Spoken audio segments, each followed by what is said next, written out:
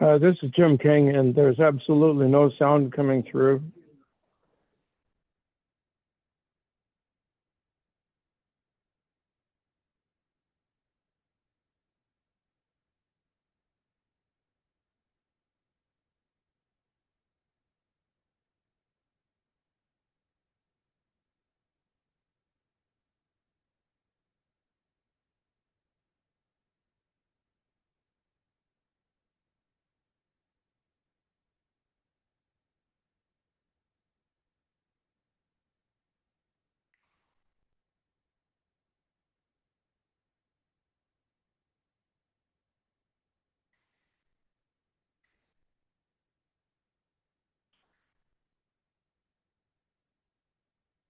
Yeah, again, this is Jim King. There is no audio at all.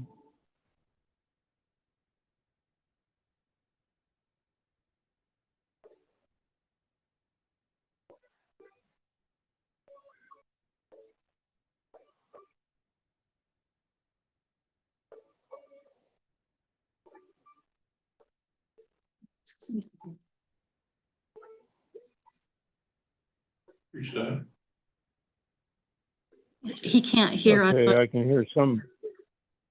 hear something now.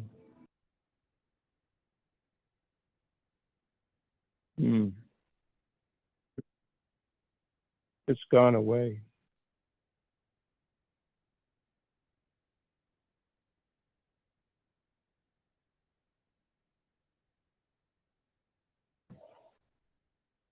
There's no audio.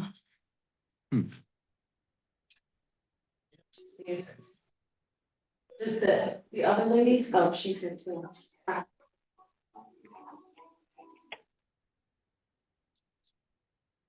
Where does the audio come from now? I could hear you right there, but it's intermittent.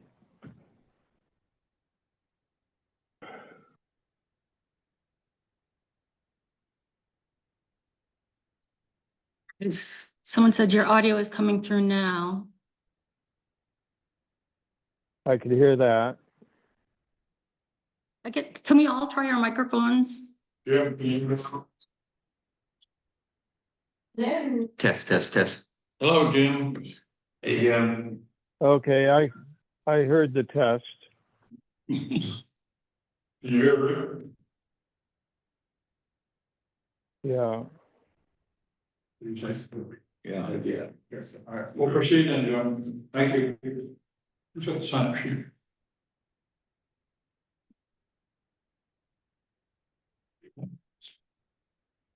You ready to roll? Yes, I am. Sorry. Rick Dory, Present. Don Matisse, Here. Jim King, Here. Aaron Chase is absent, Greg Stewart, Here. Betty Harris Howard, Here. Jamie Wolf, Here. Brent McCarthy. Here.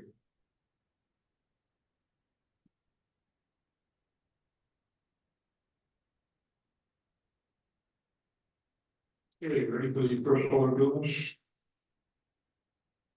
Minutes from 26. I was not there. Okay. It says present. Same for me, Mr. Chairman. I think there was maybe just a typo in the attendance box up top, is my Yeah. guess. Yeah, because I was online. Physically present, but I was online.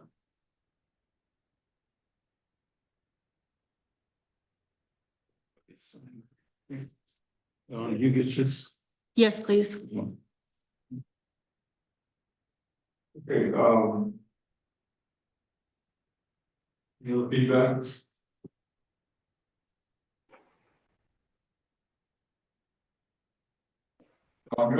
You had an issue with one of the seconds, right? Yes. One of the seconds I could not discern who made that.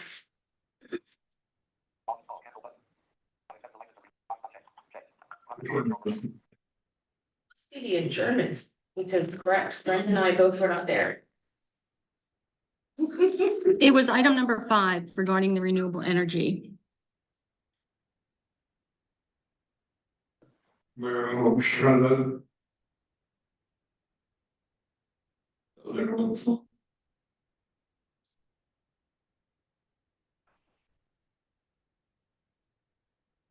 made the motion? I did. I may have seconded it. Think you did? Yeah. No, I think I Okay. did. You okay with that? I think there's another one on seconded. There is. And, number 4. You voted against yours? So you did. Wasn't unanimous. Number 4, Betty. Right, correct. Everything else okay? Everything else okay? No, the adjournment says me and Brent. I think that was the week, the meeting before we both did that. Agreed. So maybe these minutes, okay, I'll go back and maybe I need to present them both to you again. Right. I'll see Right, what, right, by accident yeah. Okay. somehow. Okay. We're now moving on to number 4, which is case number 24-015, 103 Homestead Lane. Additional use permit application allow garage, pool house, and shoreline district. Who's here to speak to that? We have a microphone, Bill. Thank you.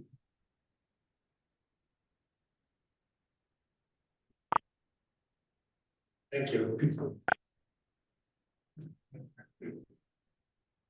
My name is John Allen with A. Hudson Engineers, and I'm here to explain sort of, yes, sir. Jeff, can you hear the gentleman all right?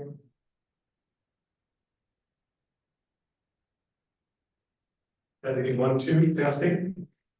Jim, can you hear the speaker?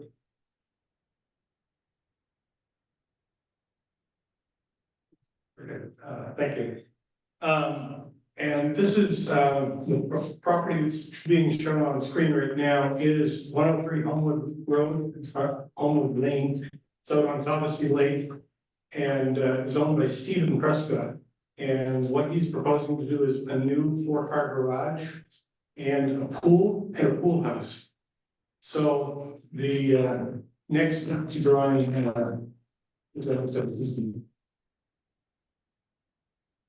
that shows where these will be on property. This is the existing situation.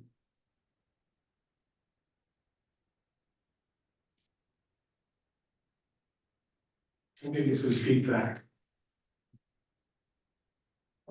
Apologize, I'm trying to get to page 2. There we go. There we go. So this is the existing home that's here now. The driveway comes down a pretty steep hill and goes around, and they've been parking here. What they want to do now is go down a little bit further this way, have a yard in front of the garage, and then access the garage from the south. So they'd be going in 4 doors on the south side here. The second part of the project, if down in front of the home, they want to install technically an in-ground pool, but it will be built above the existing ground. This is the pool and then the associated pool house with that.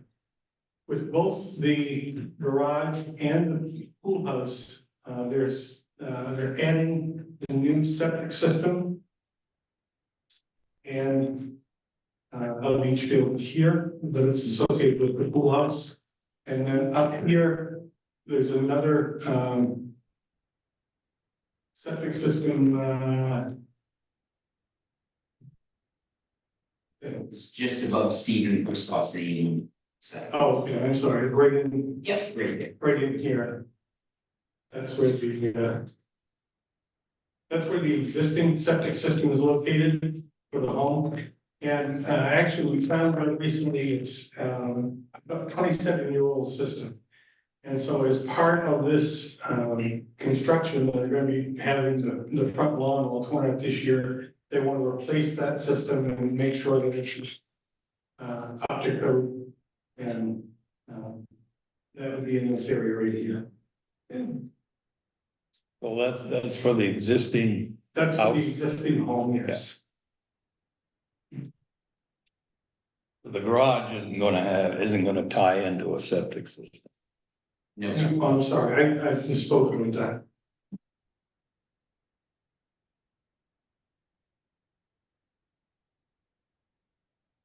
So, also as part of this, the runoff, this line here is the 100-foot setback from the lake. This is the 250-foot setback up here. So, all the construction is in excess of 100 feet back from the lake. But, obviously is very sensitive, and DEP, wanted us, or I offered to look at the phosphorus loading for the lake, because every time we work in a lake watershed, we want to make sure that we're not contributing more to this. And I believe I said in the narrative that we'd be paying an impact fee. I had the wrong numbers in for the area of the property, so actually we don't have to do an impact fee, because all of the phosphorus will be properly mitigated by flowing through this wooded buffer that's in excess of 120, 150 feet here back from the lake over here. The stormwater will be collected here from this area and from the garage and go into a level spur here that will then go down through a wooded buffer over for the pool house. There'll be sort of catch basins, small field basins, essentially around the outside of the pool deck. That'll go over here again to another level spreader that'll go down through a wooded buffer to the lake. So that combination of treatment in the buffer mitigates any sort of phosphorus impact we have, to the extent that we didn't need to pay any separate impact fee to DEP. That area in front of the 4-car garage, that's Yeah. the driveway and parking area. This is driveway coming down and parking area here. It's mostly just maneuvering area to go into the garage, because the entrance will be from this south side of the garage. What is that surface gonna be? I believe it's gonna be paved. Paved? Yeah. And then you can see there's a bunch of grading going down here. And the water running off here, off of the area in front of the garage, will be collected in a ditch, taken over to the side here in a newly created ditch, and go down with that level spreader. The level spreader is kind of, it looks like it's odd, but it's actually parallel to the contours, so that's the way it should be designed. Where's the existing well? The existing well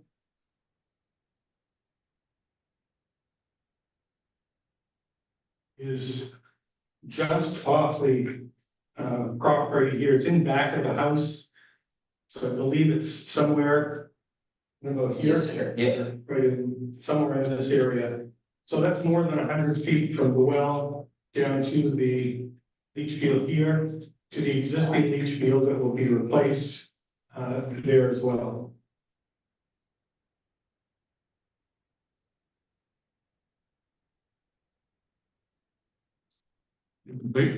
Yes, I'm happy to answer any question. It's the 44 acres is the whole property? Yes. Okay. Right.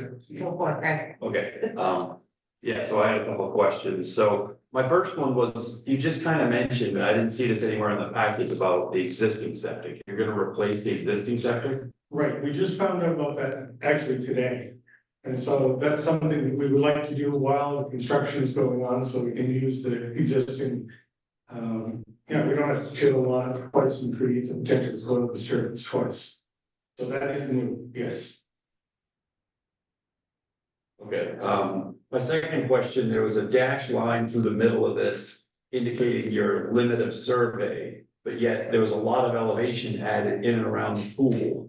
So I was a little confused by that. Can you explain that, why that was? Sure, the original project was just the garage, and that's been discussed for several months, I guess.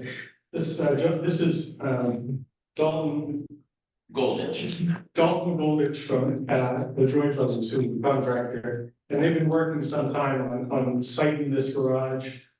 We've had 2 or 3 different permutations of turning it around this way or that way to see to be the best fit.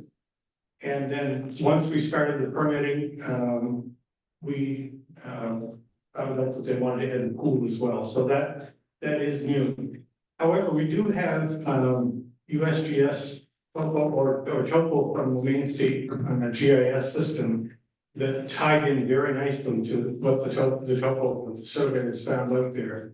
So using the USGS or the main GIS topo, we're able to extend that contouring across there, and it matches quite nicely. Okay, so you feel that's adequate to give you? We believe that's adequate, yes. So one thing I didn't mention is on the lake side of the school area, got a series of retaining walls. The first one is actually a structural wall that's holding the earth where the pool is going to be located. And that, I believe, is somewhere around 8 to 10 feet tall. These smaller walls in front here are just more landscaping, if you would. They're 2.5 feet tall, 2 or 2.5 feet tall. They'll be planted with all kinds of bushes and shrubs to just kind of hide that wall, some from the water view, and create an aesthetic person through a pool. Yeah, I had 2 concerns about your contour alterations, so you're catching the asphalt on the south side. I'm assuming this is north oriented. Yes. It looks like it is. So you're catching the rainfall runoff on the south side, but it looks like your ditch is gonna be basically about 1 foot deep at best. And then if it bypasses that, it goes directly into the lake.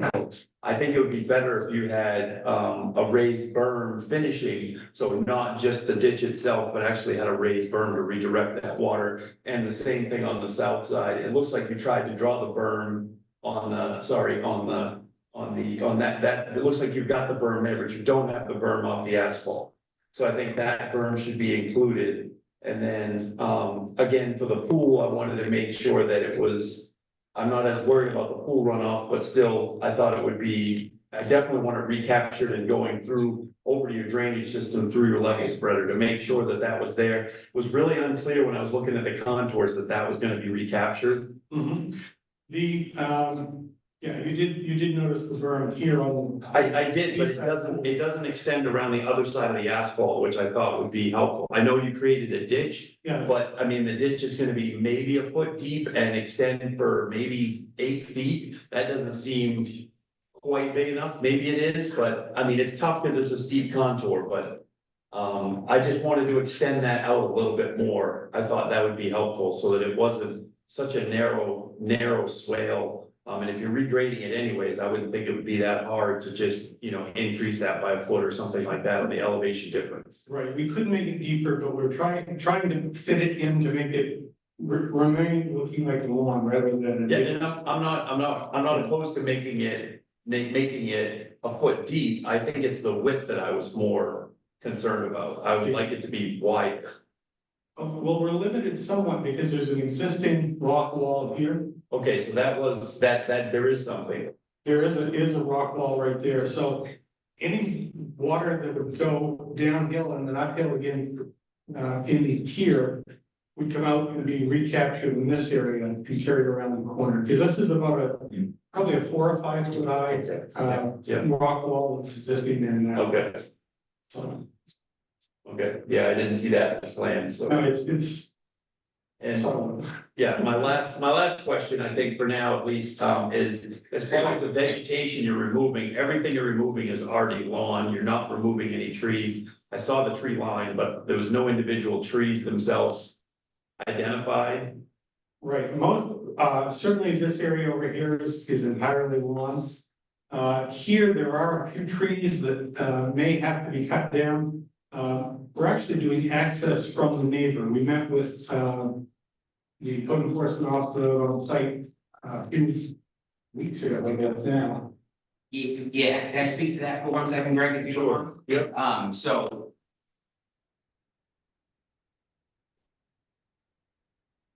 So yeah, as Jeff mentioned, we met, Mark on site here. It hadn't been about 3 weeks ago, we met with the neighbor, Jeff as well, we discussed a game plan to come over for this garage, so Mark did grant us the tree removal permit. Okay. So that's granted, I have pictures to him of before, after everything that we did. So he approved the, tree removal permit, so roughly in this, right towards the end of the garage, right here is where we removed a majority of the trees. Okay, so this area, this was wooded area, just to be clear. Yep. Mark was on site when this was wooded. We staked the front 2 corners of the garage right here.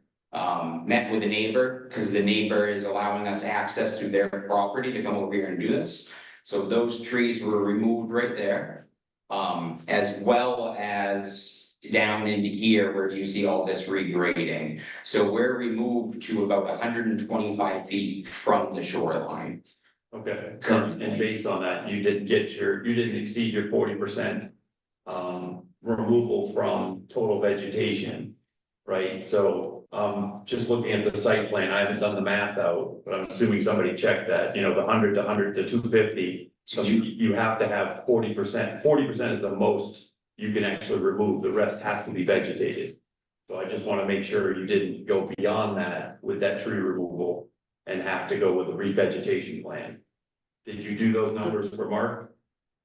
I did look at the office, but this, yeah, the site is much wider than shows here, so I'm not sure the total amount of frontage, but I do remember doing these numbers and it was around 7 or 8%. It was a very minimal number relative to the 40% standard. Right, but some of it's already removed, because it's already lawn. That was my concern, is that area would exceed the 40% as far as total. And now that you've removed more trees, would you need to do a revegetation plan to get it back to 40%? No, we're still well over. I think something like, I don't know, it was several weeks ago I did this, but it was not even close as far as the numbers. So you're saying the property continues quite a bit further Yes. south? Yes. Okay, thanks.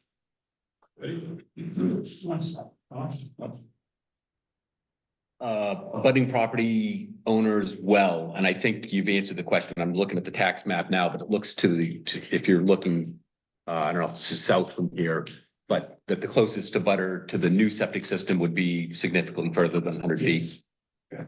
And the butter over here, I think it's well is well over in this direction, so it's quite some distance. Thank you.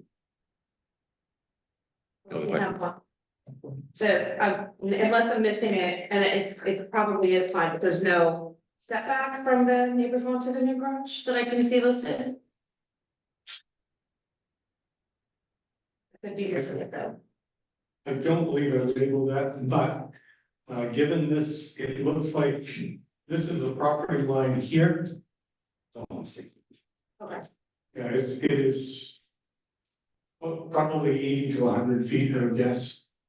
Yeah, I scaled it was about 60, but I think you're well beyond the requirement, but I see, Jake, we like to see those numbers, just so that we know for sure it's there. Well, get that next time. My question is, looking down to the pool, drainage, the new level spread number 2. It just appears to be close to the drainage field. That's not an issue. No, it's actually beyond the leach field. So that was actually designed after the leach, or before the leach field was designed.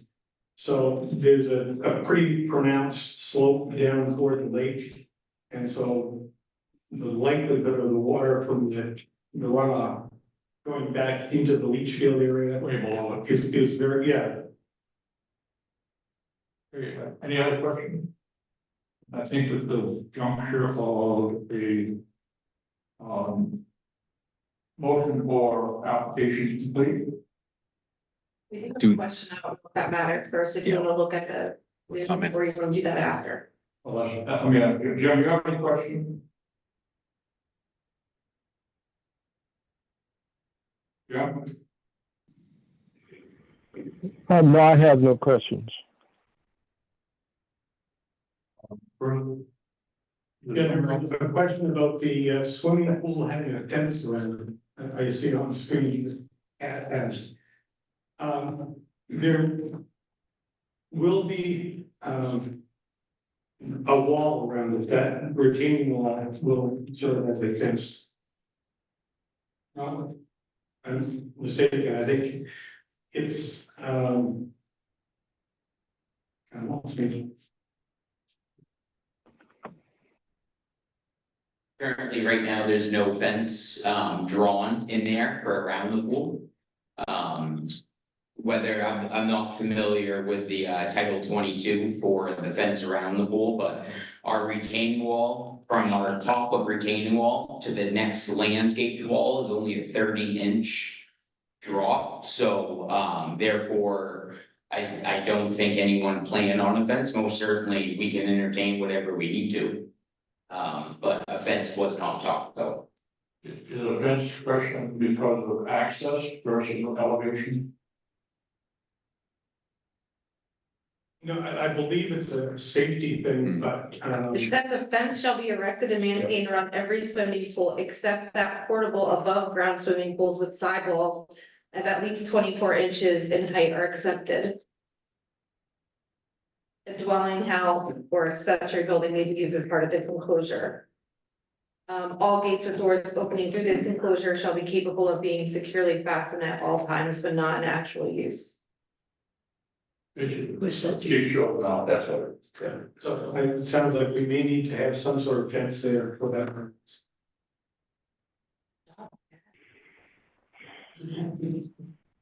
I'll entertain a motion to, basically say, application for approval. It's not approval, this is application. Application, I'll make that motion. I'll second. Don makes a motion, Jamie seconds. Any questions, comments? All in favor? Aye, it's Jim King. That's Jim. Okay, thank you, Jim. Okay, now we'll move on to, questions from the public.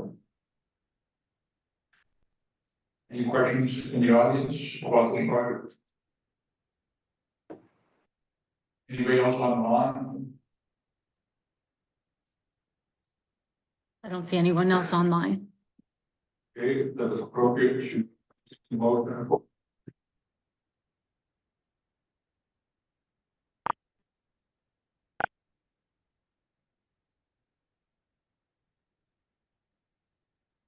More of this to make sure, like this fence thing doesn't need public pools or anything, it's not seeing anything, No, it's every pool. it's every. It's definitely every pool, yes. Okay. Never mind, sorry. Yes. There you go. I will make a motion that the project, oh, wait a minute, but the case number is 2415-103 Homewood Lane, map 006, lot 071. Steve Prescott, conditional use permit application to allow a garage and pool house in the Shoreland District. Be approved with the following conditions. We're gonna add the addition of a new household septic to this permit. Assuming it's gonna go in the same location, it's gonna meet the state standards, and you still have to get your approval through Mark. That doesn't change. I'm just adding that so you don't have to come back to get that separate. And my second request is that you take a look at the south side of the driveway and see if you can widen that just a little bit. At least attempt to make sure it's at least 1 foot lower during your drainage swale. And then the third condition is that the pool meets any state statutes for fencing around the pool. I hear a second. Second that, Greg. That's second. Discussion. All in favor? Opposed? Jim?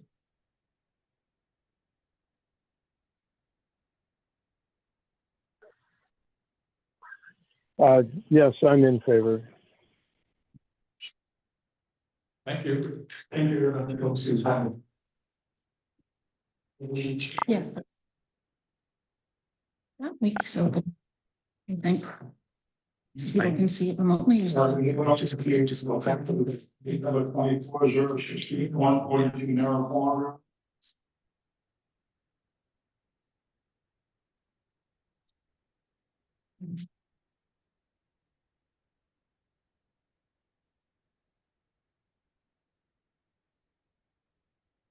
Go ahead, please. Hi, thank you for letting me address you. I'm better at writing than speaking, so please, bear with me. My name is Cindy Fink, and I live at, I'm a summer resident, and I live at 142 Narrows Pond Road. In December, a violent storm ripped through Maine with 70+ mile-an-hour winds. The storm came from the south, pulling 3 tall pines from the ground and falling across our boathouse. A building that has stood along the shoreline since 1896, when it was built by my great-grandfather, Oscar Robinson Graham. An iconic building that was a beacon on the Upper Narrows Pond for boaters and a directional point for those traveling on Narrows Pond. Our goal is to rebuild on the exact same footprint as it was. It will be the same size, 12 by 20, and will meet today's floodplain requirements. There will be no running water or toilet facilities connected to the building. The building causes no runoff, water pollution, or changes to the lake quality. The loss of this building has been devastating to myself and my family. In my 79 years of coming here, except for an occasional tree limb, we have never had any damage to the property. My great-grandfather built this compound as a summer retreat for his children with the intent of passing it down from generation to generation. I am now that generation, along with my 2 children and 3 grandchildren. Support from our neighbors and those that travel this road has been overwhelming. Like my family, they all hope to see it back. I believe that Dawn has passed those emails on to you. On December 17th, we looked like this. On December 18th, we looked like this. Today, we look like this with the front door of the boathouse that we were able to salvage. My 9-year-old granddaughter asked me recently where she was going to keep her kayak, her fishing pole, and her noodles. I told her, hopefully, in a brand new boathouse built to your requirements. Thank you. Thanks. Right, I want to first thank Dawn for her assistance in preparing the application for you, and to Sean from Deerco Surveying, who helped us, and he prepared the elevation certificate. And to all the people who sent supportive emails, our neighbors and our family who sent some really emotional emails to us, and which you have copies of. And you have copies of those pictures that my wife held up as well. I also want to let you know our contractor, Jack Trull, is here to answer any specific instruction questions you might have. We believe we've given you all the required documents that you've asked for, and if you have questions, we're ready. Thank you. Thank you. Right. Thank you. When the boathouse was hit by the trees, did it actually push the structure into the lake or No. onto the lake? No, it came from, the trees came from the road, and it hit the boathouse on the side, and it just crushed it and opened up the sides and pushed the front, but it did not put anything into the lake. Okay, so But there was no, it crushed the things that were inside as well, so we lost quite a bit of stuff.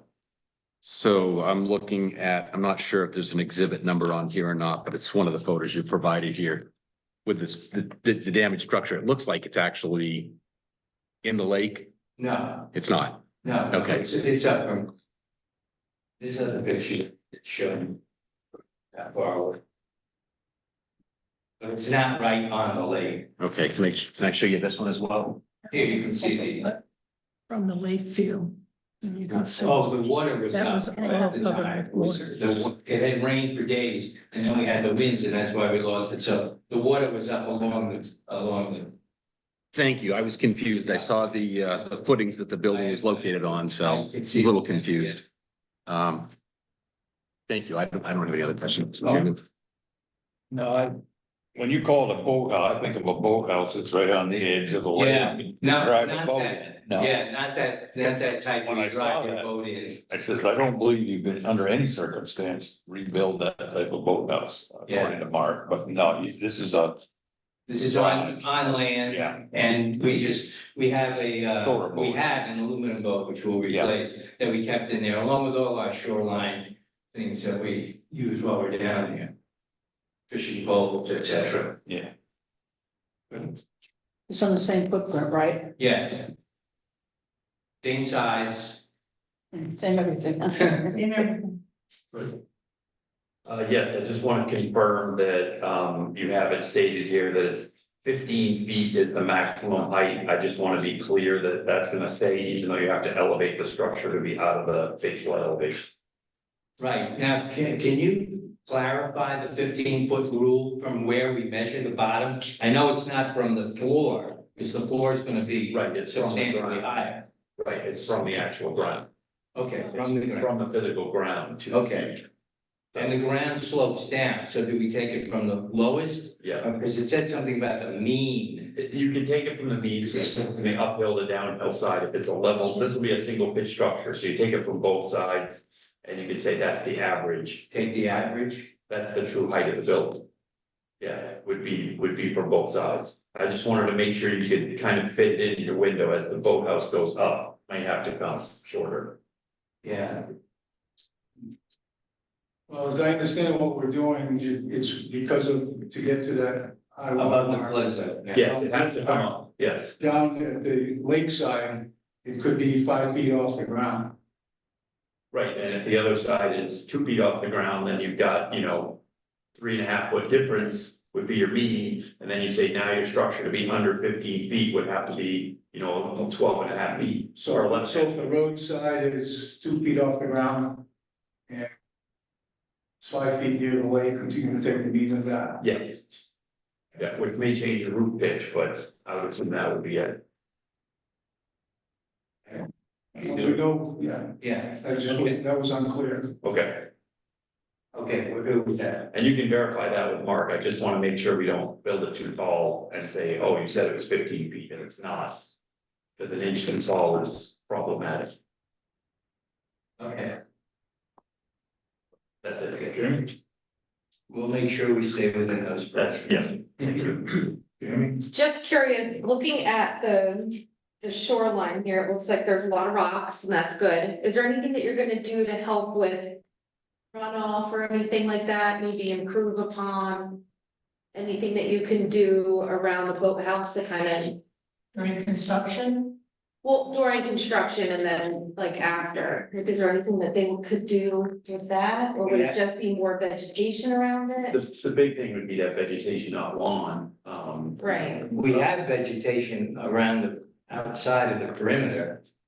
And we had the shoreline shored up 15 years ago, putting big boulders in, so that we wouldn't lose any more land by Yeah. the I road. mean, I don't know if we require it, but like a suggestion perhaps maybe would be some sort of native shrubbery or something else to just help with runoff would be appreciated for the proximity of how close it is to the lake. I'm not sure. Would be the only thing I would I think just of. proved it all today. Yeah, we have.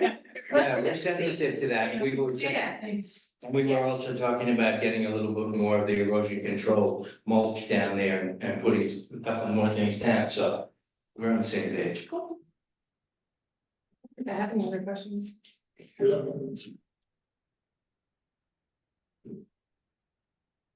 Any question, Jim?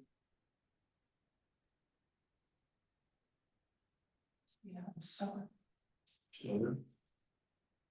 He's muted. He's still there. Is he muted? I just asked him. You have any questions, John? Yeah. I have no questions. And then motion to indicate the application approved. Mr. Chairman, I'd like to make a motion to accept this application as complete. All in favor? Yes. Jim? Your vote?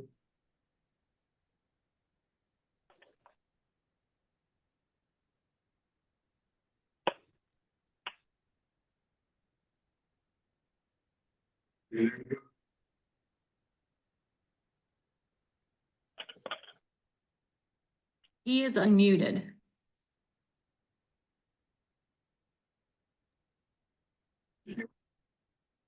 What was the question?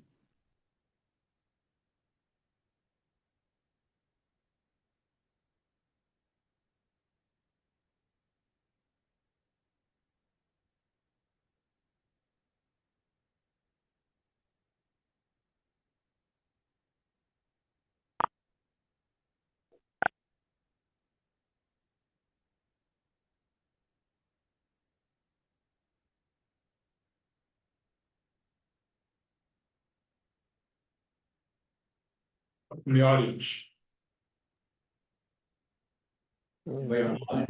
I've lost audio. Good audio.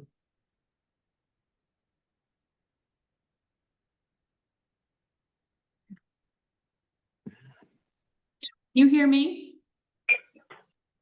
Right there I did, just there.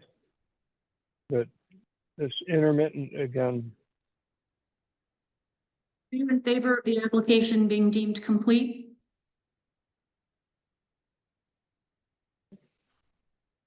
Oh, yeah. Yeah, it was, yes.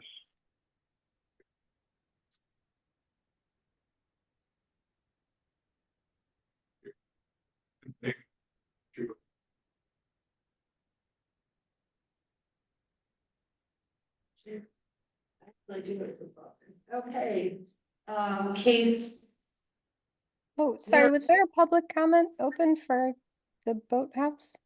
Yes, this is a public comment, go ahead. I posted my question in the chat. I was just wondering what the access into the boathouse was going to be from the lakeside, if it is going to be raised 5 feet off the ground. saying how is the access facing the lake, and if so, if it's 5 feet off the ground, are you gonna build stairs or Yes. something? Yeah. Yes. Okay, You hear that, okay? So how closely would those stairs extend down to the water if they're 5 feet in height? They said how beautiful. No, that'll still be 15 or Just a 20 short feet distance from the between boathouse. that water Excuse me. 15 feet from the water to the boathouse. easily, if not more, from the water's edge, yeah. It is a good distance. You don't You don't- step down water from the boathouse. Is that okay? Yep, that was just my question. Thank you. You're all set? Any other questions online?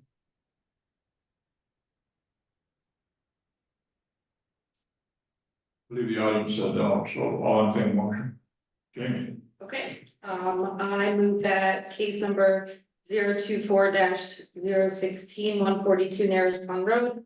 Tax map 029 lot 018, Lucinda and Richard Fink, conditional use permit application to replace the boathouse damaged by a storm in the shoreline district be approved.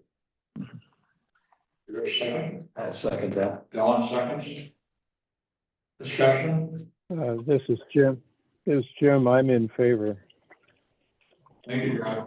All in favor? Unanimous? Opposed?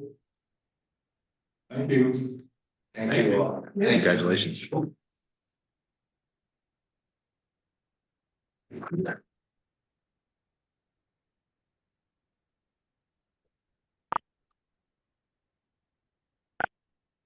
The next item on the agenda is number 6.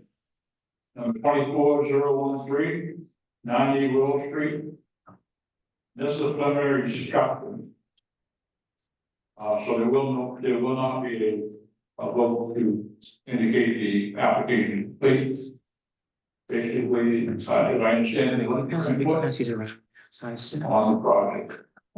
Who's presenting? Good evening. My name is Garrett McBee, Petroleum Engineer. And I am the civil structural engineer. And owners of the property. I'm also here, the operator. Jesse St. Laurent, who's 70 St. Laurent's with me, and have David Material, David Material Architect. Well, so I turn it over and just introduce, have Jesse introduce a little bit about the business, and then I'll basically give us a short presentation and entertain questions. Thanks. Good evening. My name is Jesse St. Laurent. I've been with Bloopers since 2010. My father-in-law, Steve, started the business in 1992. From then, we have 6 stores, 3 in Lewiston, 2 in Auburn, 1 in Oxford. And Steve bought the property a few years back, and he just fell in love with the location, and we're just really excited about building Bloopers on that street. So just thank you guys for listening, and hopefully we can get some everything solved and we can move forward and build a great relationship with the town.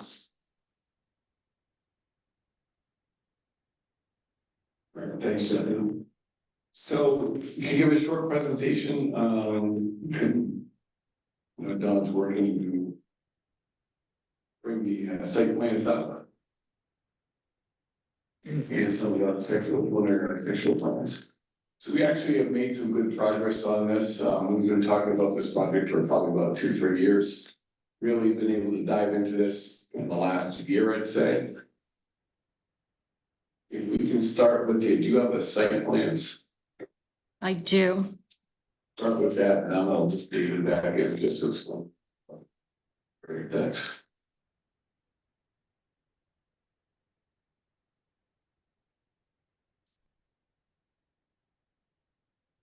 I'll start with the existing site plan. For those who are not familiar with this, the corners, so we have basically Route 202, and then we have Royal Street, we have the car wash that's over here. We have an existing building that's here, we have existing gravel pavement, existing slab, existing house. That's part of a separate property, but it's located right here. We do have a drainage ditch that basically comes in between these 2 properties here and cuts across Route 202. So those are essentially the existing conditions of this property. We go on to the C101.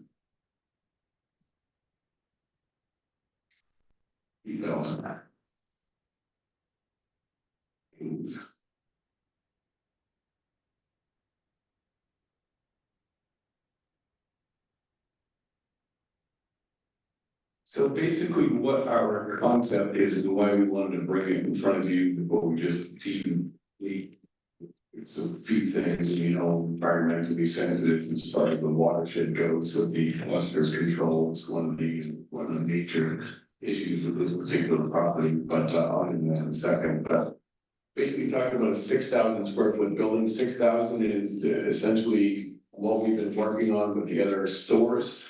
With both Bessie and Stephanie, it seems to work well programmatically. And then we're gonna add some associated parking. We're basing the parking on other stores that we've had, which there are 6 stores, so we know we have a pretty good idea and count of what essentially what works best for them.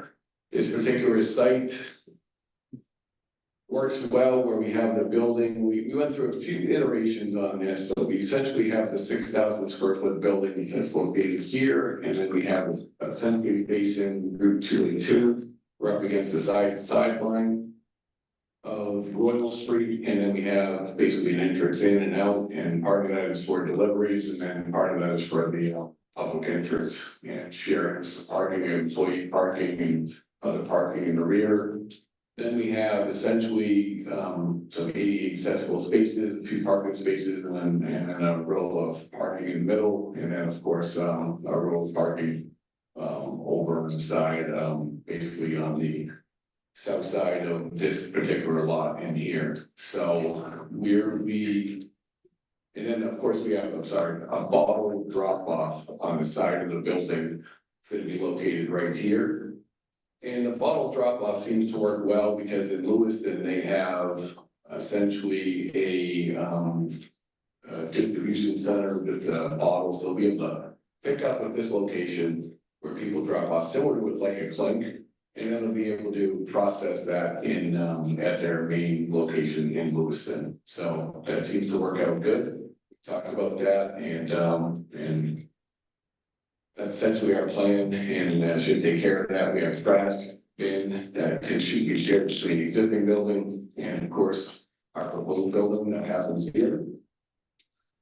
One of the things that we're talking about is, of course, is to manage the stormwater, is to have some stormwater control on basically a treatment pond that will be able to treat any stormwater that we have. We're essentially increasing the impervious from 20,000 square feet to about 38,000 square feet total on this particular site. That's existing and proposed buildings and pavement. So we know we have those sort of issues there. And we did talk to essentially Conservation Commission about that specifically, and the fact that we have in this particular lot, we have a 50% maximum lot coverage, and that's why we wanted to come in and just talk about that before we went any further with our design. Based on a 6,000 square foot building, based on the parking, we said we can take this stormwater and be able to control that. And again, with the phosphorus, and the reason that we wanted to get a waiver on the above 50% is for the additional parking, the additional, building itself, or the space in the building. And we know we can be able to treat that. And our initial read with the Conservation Commission was essentially the fact that they were okay with that. We understand that's why the provision was put in place, but essentially, we still wanted to come in again before we went into major design on this. Wanted to come in and get a read and say, look, would you folks be in favor of doing that, knowing that we have the correct stormwater controls and working with the Conservation Commission to be able to get that done. So that's one of the major reasons that we're here tonight, to get some feedback on that and any other issues with site or anything like that. So at this point, I'd like to turn it over to Dave and talk a little bit about the building itself. Thanks.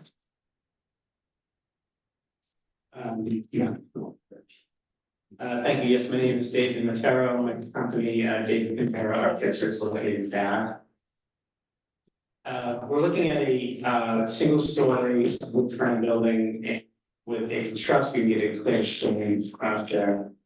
Our main entrance is facing the main part of the road and the main parking, but with our center entrance, we have good communication and visual access for that at both POS stations. And we are trying to look at some sort of almost great camp architecture to try to add some interest to this. It's a big building with a big roof.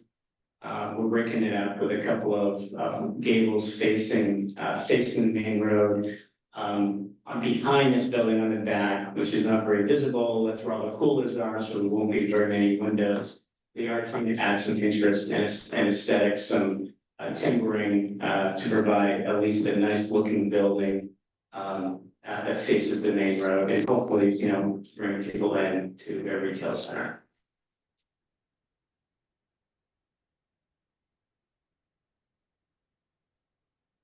With that, I'd like to turn it over and answer any questions that you have. Thanks. No, I should put the overall back up. I went ahead and pulled it.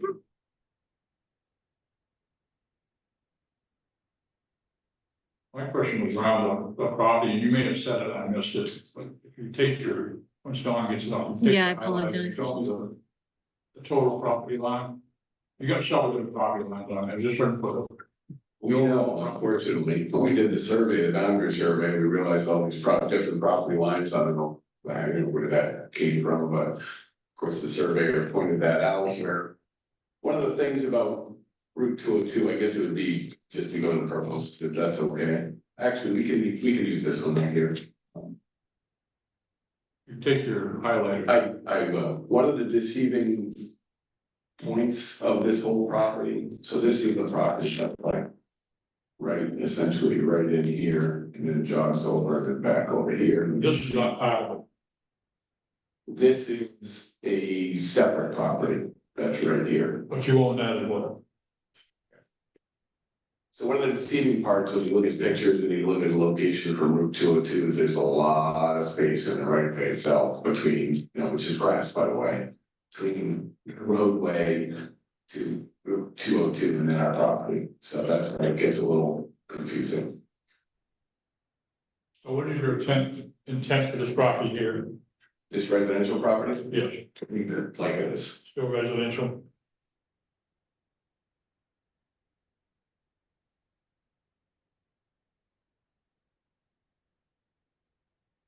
Get me for now, I'm thinking. Yeah, just a couple of thoughts. I'm assuming for redemp, you're gonna get the state permit. Right, you have to get or whatever to get become a redemption center, or does that already exist because it's a company that already has, you need it in each town? Whatever permits that we need, we will apply for, and if we don't get that permit, we're not going to have it. Okay, I don't know what's required, I just know there's some towns only limit the redempts, I don't think we have, we don't have a limit on it, so. That's fine. Can I answer that real quick? Sure. So that side building is a drop-off center, that's it. So we won't be processing bottles. So if you came in and had a bag and said, okay, I got a bag of bottles, let's drop it off. We'll pick it up and ship it to Lewiston, which will be processed in Lewiston. So they won't be a redemption. There's a redemption center across the street. Right. On Road Street. We do not want to conflict with them. We want to be great neighbors. So just that, it's just for convenience for our customers that just don't want to wait in line. So that's it. Okay. How do they get paid for those bottles or don't? So it's a gift card. So you have a card, you come into the store and you can cash it out. In essence, it's just like Clink, you have a little kiosk in all of our stores and you set up your account with a card, a little credit card. And you swipe it and you say, all right, I have 5 bags, print 5 stickers, as a little printer. You stick them to your bags. Oh, you put a sticker That on the little bag. barcode on them, yeah. Makes So we sense. scan all those barcodes. So they dump it in this machine, the machine counts it. So it's a lot of human error in production by hand. And these machines are, they're right on. So it's an accurate count for the customer and it's an accurate count for Hoopers, so it's a win-win. So do you count them there, right, at this facility or No. when they get, when they? No, we'll pick them up as needed. So the manager will call down to the general manager of our production center and say, hey, pick up here. So they'll come up with a box truck and take it out. That's when they'll count them. Yeah. Pretty neat process. It all started during COVID because, we found people to work, so we had to get machines. The second question, just to make sure before you leave, because this one might be, is, it says a tasting room, would you need a liquor license to have a tasting room? Yes, so the state law says you have to have a liquor license. Tasting them, from spirits. As far as beer and wine, what we need to do is get this building built, and once we do that, we can apply for the license. So for the liquor license, because your town only has one available license left. We just want to get it built. Once we get it built, we can apply for it. And once that happens, we'll be able to taste spirits out of that one then. But in the meantime, it'll just be beer and wine. Okay, now I have some questions on the runoff and stormwater. Sure. So you mentioned, 50% impervious limit. Do you have any numbers for me for what you think you're kind of landing at per percentage? Are you at 60%, 70%? What's your impervious ratio? Just kind of a ballpark. Yeah, it's on C101, listed, try to lay it all out, with charts, because everybody.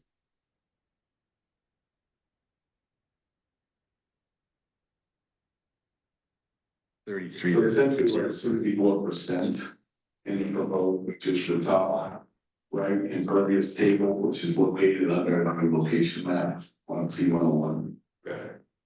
And And for a stormwater treatment system, do you have kind of what you have in mind for what you're doing? I mean, I think, you know, being the proximity to the water body, we'd be a little bit concerned about just primary cell pool and overflow pipe.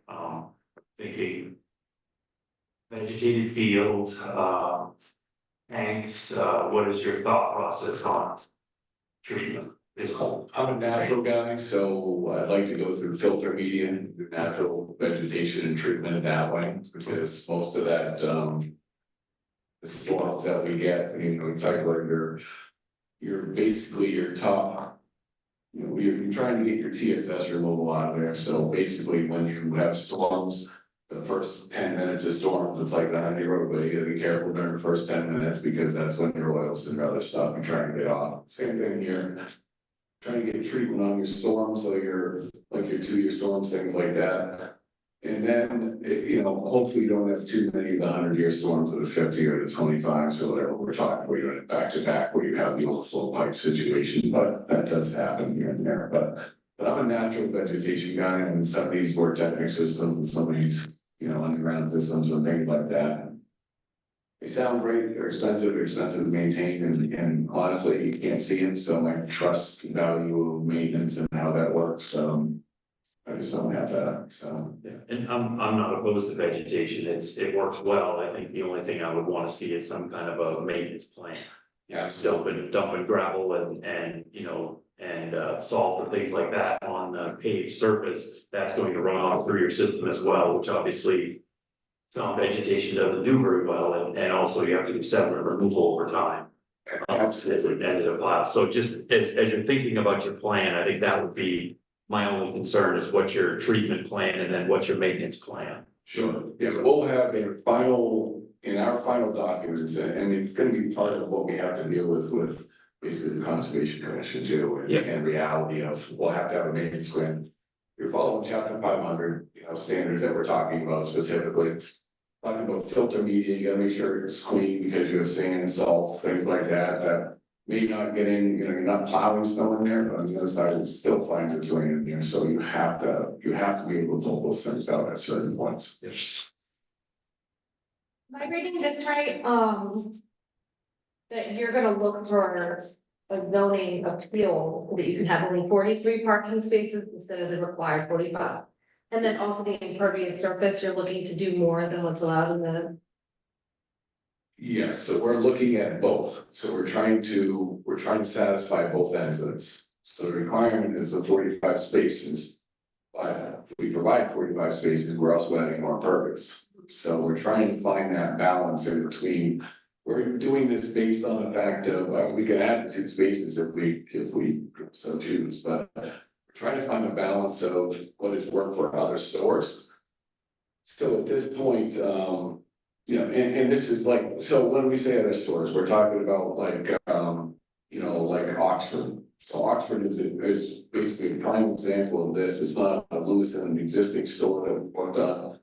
It's a newer store. It's got about the same sort of, you know, traffic, you know, Route 26 versus Route 202 and things like that, same kind of thing. So what we're really trying to do is, we know how many spaces we have over there, we're trying to use that over here. So either way, even if you only go with 43 spaces, you'd still be at a 64% impervious surface area. 43 spaces is up to 64% of what you see right. Okay, so just so you know, we can't approve anything. You would have to go, is that correct, Dawn? If this is how you want to propose it, it would have to go to the zoning, the appeals board first. It's actually a conditional use permit by this board. And I just want to take a moment to explain, the Conservation Commission has not been involved, and probably most towns, that's what the applicant is used to working with, but their team actually met with myself and Bill Monagle at one point. So feedback regarding water treatment is actually from Bill. So I just want to make sure you knew that, but it's the deviation from the ordinance in this instance is from the planning board. Why? Because it's a waiver as opposed to, because the board in the language. No, because in the ordinance, you all have granted the planning board the ability to grant waivers based on certain considerations. And if it didn't spell that out specifically, it would be a variance by the zoning board. But there's things like You could consider proximity of parking to the building, and there's criteria in the ordinance that you will consider if they do request a waiver formally. We could provide a deviation. Mhm. What about the I know we can for the impervious, that's specifically written in our ordinance. That's what has to come to us, watch you see it. If you're over the impervious limit, you have to get our approval, and we're the one to approve that. But I wasn't aware of parking, we can give that allowance. You have discretion, Okay, and Bill was most concerned about treatment. well, Yeah. that should obviously be the treatment, and I do parking spaces over to say, you know, if we could shrink the impervious cover a little bit, I would say that would be my vote anyways. Right.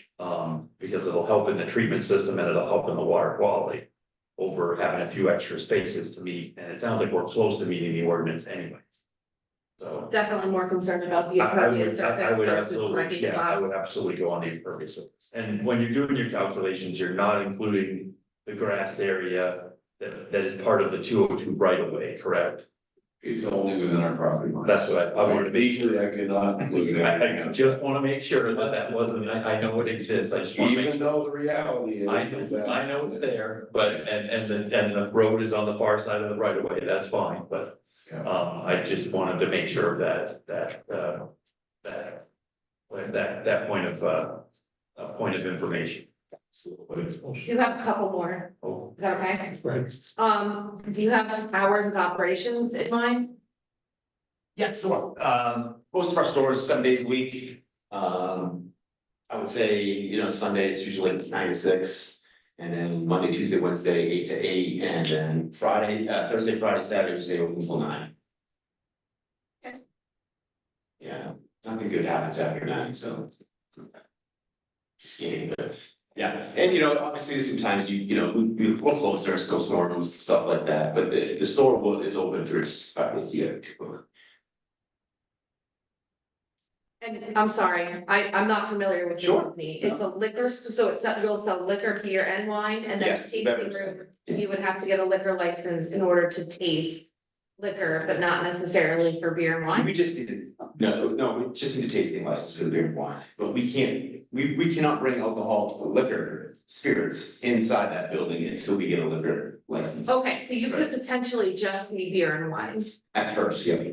Okay, At first, we will be. We Okay. have to have our doors open to apply for that license. really? Yeah, Huh. yeah, which kind of stinks, but you know, it's what it is. We'll go through the growing pains first and Gotcha. we'll have some fun. What about the beer and wine? You don't need, Yeah, it's a simple license. Any store. oh, okay, you need a license, but it's, Yeah, yeah. you do, Like a and tobacco as well, so. Jim, you also. For now, I think so. The existing commercial building you're showing here, Yes, that's the one I'm looking, it used to be the redemption. Is that being demolished? not at this time. Well, if you demolish that, can you get within your, If we replanted it, we're still not gonna be within. 14%. but it would lessen it. So what would be the problem of doing it? The problem is it's a business that essentially has commercial space and. Okay, there's some kind of a. Looking But at it's it, like- that working place. So at some point, we've talked about the fact that we'd like to restore the building, make it look a little bit better and have a viable commercial space for like 3 businesses there. Hmm. Including the woodworker. Yeah, and where did you say the trucks would be coming in for deliveries and would be coming in on So, yeah, so it looks like the best route, and that's why we don't have additional parking spaces, but essentially the best route for trucks, at this point. Because we have box trucks, 53 footers and so on, is that coming in here, being able to stop in here. This is really, we're trying to do with this entrance is keep the people on this side of the building, honestly. This is, can be employees parking for this business as well, we have additional spots that are here. But have the trucks stop for delivery, be able to utilize this and then be able to come out and then be able to come out here. So that's why we have to. So they'll bring things in from the rear of the building there. That's correct. So another question, how about hours of delivery trucks? Just thinking because of a residence next to you that you may own, but potentially not own someday. Yeah, the hours vary depending on which day it is, and which supplier it is, because there's multiple suppliers that you're dealing with. So, but morning, I think, is when they have most of their deliveries, for obvious reasons, because you're trying to get trucks not maneuvering through busy parking lots. But not 4 AM deliveries, that's not what we're talking about. Talking about when people are actually in. Yeah, that's it. No, I'll wait for the completed application to come in. Thank you. Jim, any questions? Jim?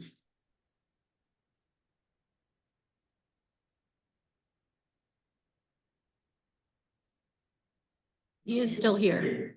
Is it, He is here. He's muted. the only input I.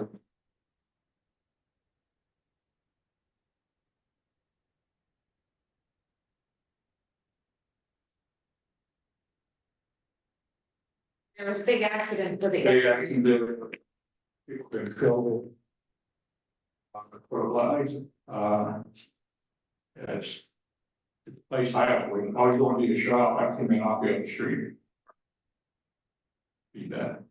Yeah, I appreciate that. Unfortunately, there's not much we can do. We're not gonna get access off of 302 because it's only gonna make that situation worse, in my opinion. Right. And DOT's not gonna allow us to do it, so. Thank you for that comment. Okay, other input, questions? Don? I just want to make sure that you all have had input that you would like regarding the elevations, the building elevations, to give the architect direction. Take a look at the elevation. The last drawing was given by. And you're looking at the Okay. architecture. Yeah, no, I have no questions.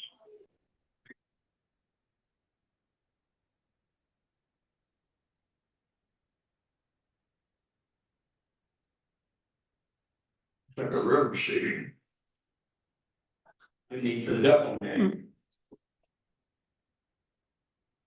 Any input on the building? Don? I apologize. Any input? On the building, the last one. Oh, for myself? Well, we just received that this evening, so I don't have any specific at this time. Sir. Don? I think it's pretty. Visually, that's nice. Okay, I don't see any more input indicated, so I'd say we're complete. Did you accomplish what you want to accomplish?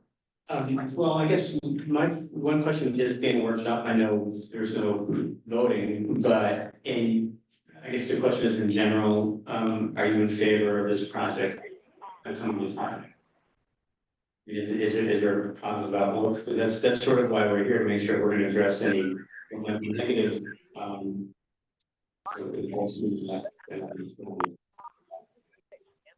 You know, I'm excited for a liquor store to come to town. We've had a lot of sober houses and now we have liquor stores and not crazy about the idea of it, but according to this, I mean, the impervious surface would be something that I think I personally would want to match our code.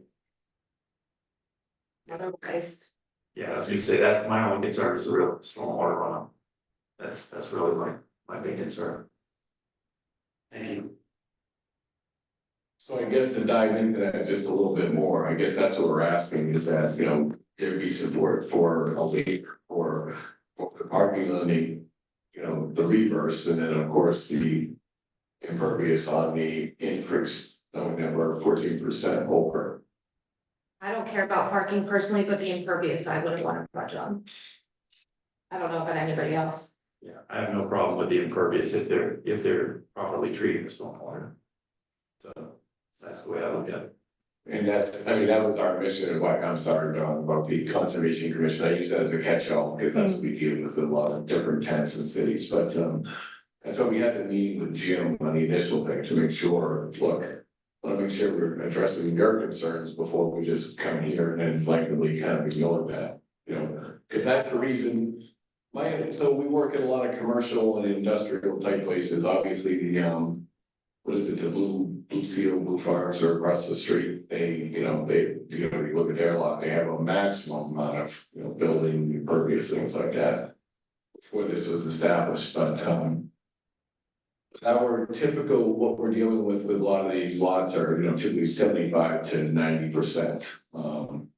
In, these type of, zones in, commercial zones, so. It actually caught me by surprise that it was 50%, but I do understand the reason why it's 50% because of the, the watershed and the phosphorus and things like that, so. So having that meeting, wanted to make sure we addressed that before we just came here and blindly said, look, we just want to increase it for no reason, we did our homework in our study, so that's why. I wanted to kind of get the feedback before we just put in that full application, so. Who did you say you worked with on the conservation committee? Oh, with Bill. With the watershed district. We did a similar project at Manchester. Looked at that, so we the same thing with phosphorus control. Your input to the questions for that? I share some of Greg's concern and Jamie's concern about the impervious surface, but I think that can be overcome with proper engineering applied. And I've been to some of the stores, the Roper stores before, and it's a nice run business from what you walk into in your interaction with staff and whatnot. So I think it would be good. I think it would be good to have in town. It's my own sense. That'll look better than what's there. I'm sorry? It's gonna look better than what's there. This is true. I guess that this will take some business away from Hannaford, some of the grocery stores as far as bigger wine. Well, they have a horrible selection anyway. And their prices. Yeah. No, I see so much. We do have beverage redemptions as well. We have a wholesale business, restaurants, and we do deliver in this town. We do pick up some of the bottles for these restaurants. Bar. I don't know if you guys knew that, but we're up here. But I said we've been looking about these are almost 5 years now. So that you guys know that we are up here. No, that was the feedback we were looking for, and that's exactly, we appreciate you having us tonight, giving us that feedback, and forward to finalize our decisions. Thank you very much. Thank you, Coleman. Thanks.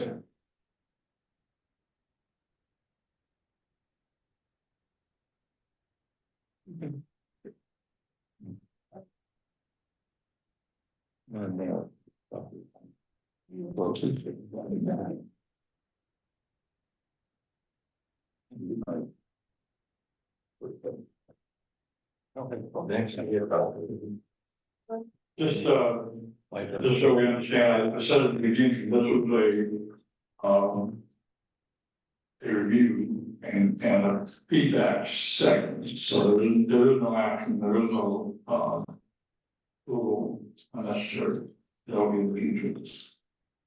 Okay. Thank you. All right, we're moving on to case, number 7, case number 24014, 30 Apple Farm Crossing.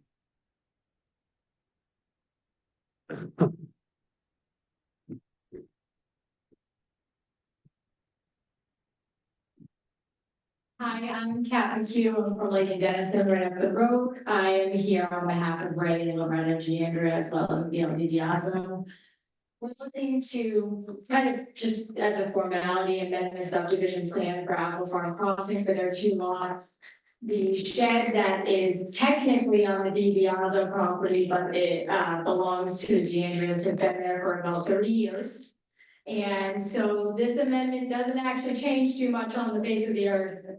It just makes it so the shed meets the setbacks and makes it so that in the event that either owner goes to sell their property in the future, this is cleaned up. So we don't have to worry about it at that point. It doesn't change the fact that both lots will continue to meet the minimum lot size. It doesn't change the road frontage on either of the lots. It conveys about 6,700 square feet from, Ms. DiBianco to Ms. Andreas. This. Why not just move the shed? Well, it's been there for 30 years. Moving the line is actually probably easier than moving the shed, honestly. Okay. Right, Jonathan? Yes, sir. I was thinking the same thing, that it must cost money to move the line. Probably not as much as it would to move the shed, to be perfectly honest. Hard to believe, you got the Yeah. lawyers involved. What, Small town lawyer. how big is it, the shed? To be honest with you, it looks like it's. Yeah, it's not very big. So, based on the scale, here, actually, it's probably easier for you to look at this bigger plan here, if you don't mind me coming up to here. No. Well, So, yeah, probably right around there, 8 by 8, 8 by 12, so it's small.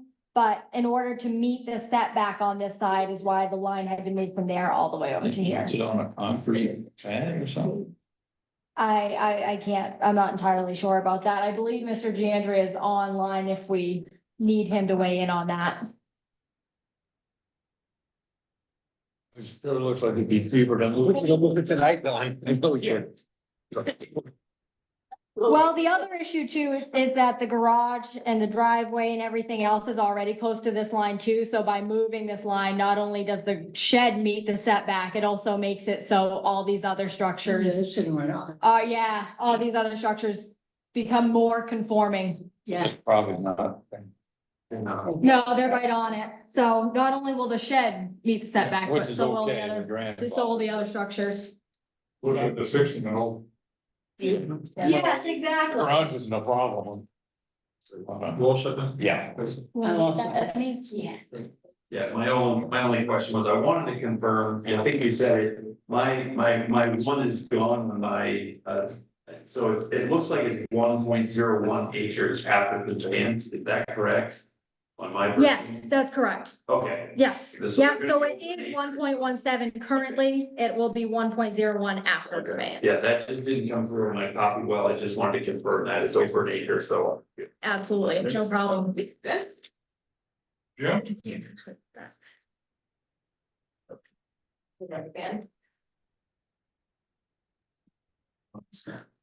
You there, John? He's muted. He is here, he is muted. So could we add a motion for completion of the application? I'll make a motion that. John makes a motion, second. Ready to go on? Second. Any questions or input? All in favor? Opposed? Jim, where you at on this?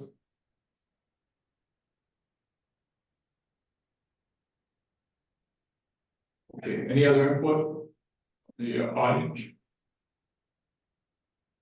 I'm just curious. The action that you guys are doing is really amending the subdivision that was approved in 88. Not just, you're actually amending an approved subdivision. I'm all for this, I just want to make sure. Amending these two, as far as these two lots go, for a lot line adjustment, so. Which is amending. Yes, it is. The original subdivision. And so with your subdivision. Verbiage. Have to have the subdivision be submitted. If I may? That's. So that's what they're doing this evening is approving a subdivision amendment. And so this plan will get recorded. And this will be an amendment to the original approved subdivision. So it'll be tied to that. It is still part of that subdivision. No, it doesn't have to be the total. Correct. Oh, okay, I'm just going by your word. just says unless the plan is first resubmitted and subsequently approved by the planning. That's not the plan. This is a portion of the plan. And when this gets recorded at the registry, they have ways of cross-referencing, so it will be technically, that subdivision will be amended via this plan. And the only reason I'm saying this is because I just did what you're doing. Because the house was built, it's never checked, it was a long time ago, doesn't have anything to do with the current. So I just want to make sure that this is complete, but then the next person, in case they sell, because that's where I was, I just want to make sure everything was done. So that's why I'm doing it. I just want to make sure that that actually takes care of the wording in your ordinance, the subdivision ordinance. Correct. That it is a submission of the plan. Okay, as long as you guys make sure you have that in your minutes.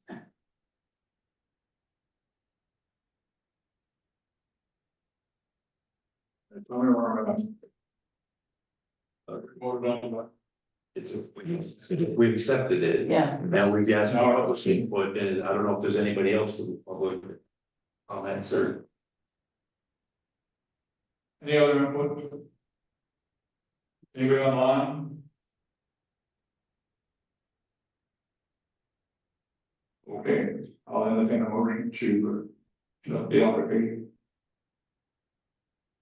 We did that. We already did. We accepted it. We accepted. So now we're at the spot we can approve it if we want. Okay. So, all in favor?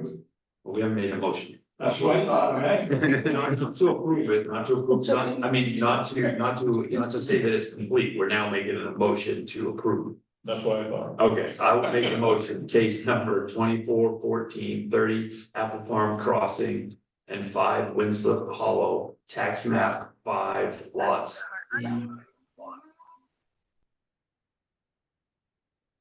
007 and D006, Ray Senior and Loretta DiBiase subdivision amendment to allow a boundary line adjustment within 30 square feet of land property to be approved. Been moved and seconded.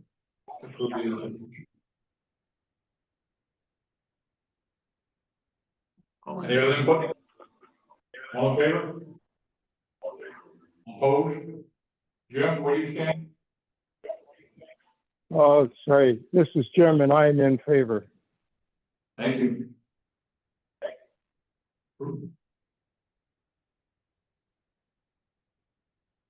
Is that gonna be? I'll call you when it. Yeah, I'll see if I'm excited too. I appreciate it. Thank you.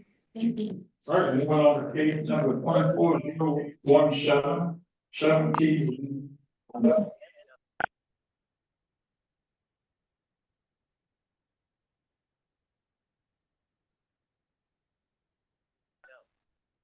You are unmuted. Press 1. My name is David Mitchell. I'm with Monday Excavation out of Belgrade, and we're just looking to improve 7 Keys Landing driveway. So it's overgrown right now and kind of gets rutted up anytime anyone parks there. So we're just looking to resurface it and add some erosion control measures around the lot. We're at 7 Keys Landing Lane, right off to the final whiteout.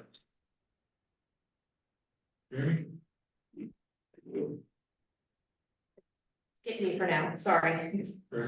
I got my Yes, stuff. I've got a question / concern. Yep. Because the entire property is within shoreline zone, I'm not sure, I don't believe we can allow you to expand the driveway. You can expand the house itself, but the driveway would make the lot less conforming for. So it definitely, I love the idea of the project to fix the driveway, but I'm not sure we can to expand it. So going from 700 square feet to 820, You definitely would be doing everything the right way, but because the back property line is 95 feet, you're within the 100-foot zone. Right, And I don't see any way around that.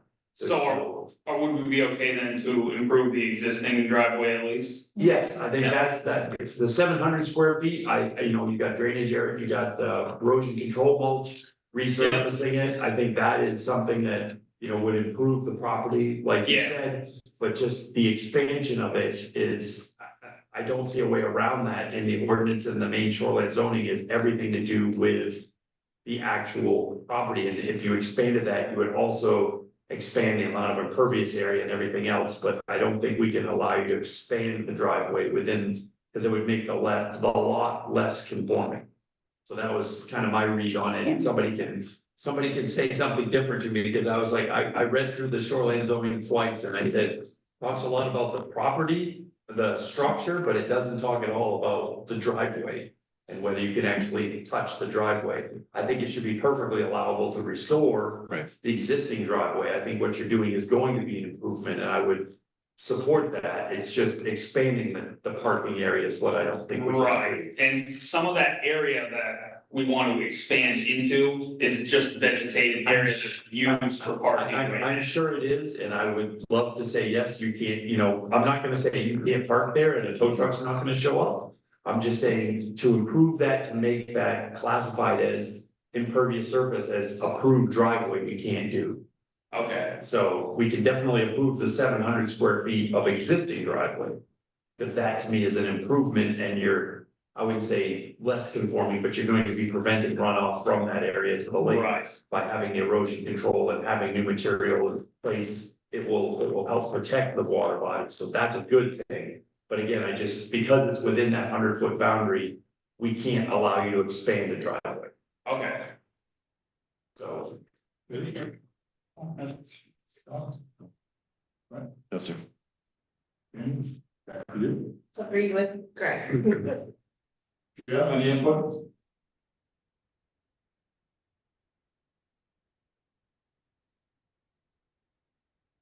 Okay, I'll entertain a motion to rule the application, please.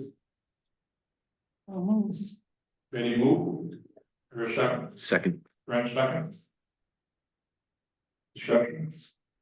All in favor? Okay, this juncture, any input from the public?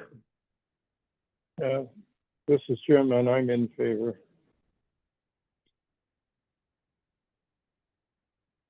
We online, no? No one's indicating that they'd like to speak.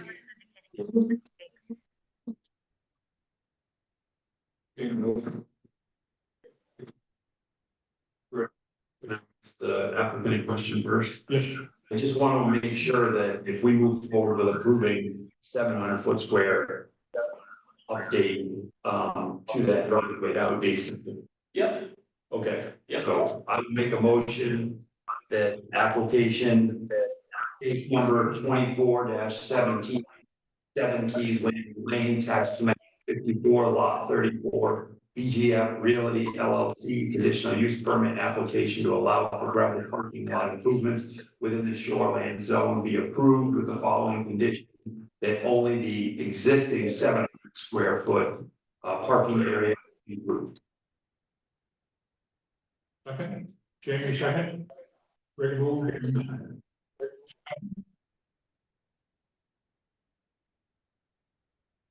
Aye. That's a yes, Bill. Yeah, I'm in favor. All in favor? Opposed? No. I apologize. Who made the second on that? Jane, thank you.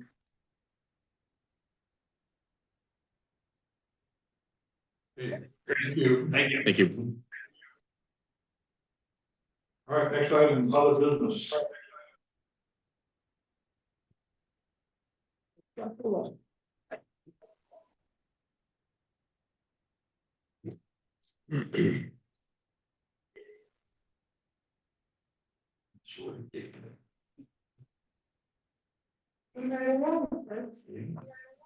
Great job. On? Press star one to claim privileges for this meeting. Yeah. Jim. Somebody doesn't realize Jim. they're on, I think. It's Jim's house. Jeopardy. Huh? It's Jim's house. Background noise, I just muted it. So there was some hope that tonight we could discuss some of the ordinance amendments that we've been working on.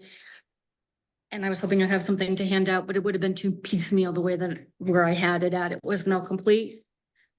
Today was an application deadline and there were no applications that came in. So the next agenda is cleared. So I can provide you the entire document well before the meeting and have time to review it and discuss it at the next meeting. So I don't want to piecemeal any discussions this evening. Next meeting is great. Correct. So I'll try to get that to you 2 weeks in advance, so you'll have more time with it. So next month is the 14th and 28th. All right. I believe so. 14th. On 14th, we were, Correct. we're gonna be looking at the equipment. The document. All of the changes that you went through with Ed page by page incorporated into the current document because changes had been made. So it'll be inclusive of the changes that had happened more recent. And then we had discussions about table of uses and definitions beyond that. So there'll be some proposed amendments, so those will be drafted in there. And I do have a draft site plan regulation, very basic document that I'm working on, and I'm hoping to be able to submit that, slide that in with the package, so that maybe we could discuss that. I'll try to get it to you 2 weeks before, and then we can have, the digital, we can look at it together and then also have the hard copies as well, but it'll be redlined. So it should be, the idea is that it's clear what's existing and what the different pieces you're looking at. Oh, this is from, prior to dawn, when you did all that work, and this discussion, came up as a result of this. I'm gonna try to make that as clear as possible. So you'll have copies of all. You're gonna receive a copy prior to the email, prior to the meeting, correct? The ordinance will be with the corrections in there, It'll be redlined, so you'll see the struck out and underlined. but it'll be changed, but we'll You will be able to see. see. And then you can decide what you'd like to put to public hearing, because hopefully you'll be at that point where you're ready to put a group of changes, proposed changes forward. And after public hearing, you could make recommendations to the council. Can I add something that? Don, this is Jim. Were you able to take advantage of that file I sent to you? I have looked at it, but I have not to make any changes to it yet. Okay. This is the document that you all have been working on. I want to bring up as well an update. The zoning map, the digital zoning map went to the council. And at the meeting, they had questions. They were getting very concerned about the resource protection district and the maps, the layers that were used were from the state, but there was concern that it was incorrect. And it was started to get bogged down into where the data came from. And so I just asked them to table that. So I just want to put a memo together that's a little, maybe more elementary as to where the data comes from, because they had the image. And I'm going to go back to them and hopefully it will be clear. And when that gets on an agenda, I will ask if any of the board members are available to come to that meeting. So it did not get adopted yet. They had some concerns.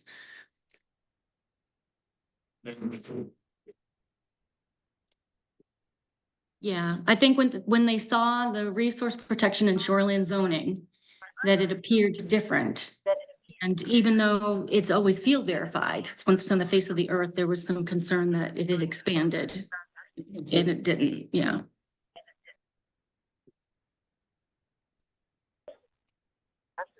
So. Excellent. That's all for today. Well. He's on mute. Yeah. It comes through and there's a little bit of a delay, so he has it on speakerphone, the microphone is hearing us back to itself. because he's not talking. So when he's unmuted, it was just recirculating. And it's helpful if he's unmuted because there's no delay Exactly. in his response, but yeah, there must be some solution we can Well, think he probably had it on speakerphone and his phone must not have good, recirculate. filters. Yeah. Well, we covered a lot of territory tonight, so I'm taking motion to adjourn.